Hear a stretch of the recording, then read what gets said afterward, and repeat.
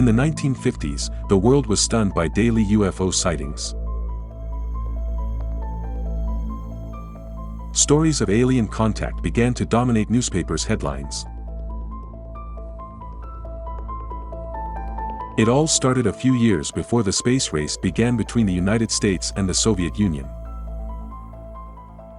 I believe that this nation should commit itself to achieving the goal, before this decade is out, of landing a man on the moon and returning him safely to the Earth. It was the era of two types of people. The first one was groups of like-minded people, like scientists and engineers, who dismissed any alien contact and flying saucer stories. The second one were the alien contactees, who insisted their stories were real. While these groups never aligned with each other, a Canadian engineer named Wilbert Brockhouse Smith became the line of connection between the skeptical and the believers. Wilbert Smith worked as a senior radio engineer for the Canadian government's Department of Transport in the late 1940s and 50s. He was the reason behind the radio communication between Canada and the United States at that time. Very few people know that Mr. Smith played a major role in establishing Radio Ottawa, which was used by Canadian spies for tracking secret Soviet communications. In 1950, Wilbert Smith convinced the Canadian government to establish a program to monitor UFOs. The program was codenamed Project Magnet. Project Magnet was authorized in December 1950 following a request made to the Canadian Department of Transport by myself for permission to make use of the department's laboratory and field facilities in a study of unidentified flying objects and physical principles which might appear to be involved. The program eventually detected strange aerial phenomenons which, according to him, were not from this Earth.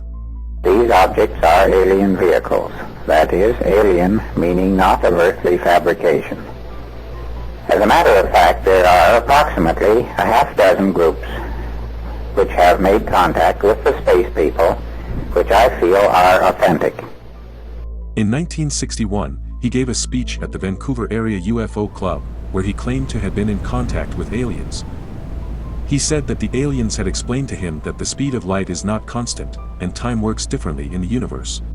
He said the alien ships were supported on the Earth's gravitational field.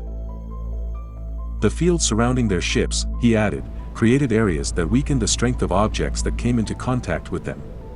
This explained, among other phenomenon, the May 1956 crash of a military jet into the Villa St. Louis convent in New Orleans.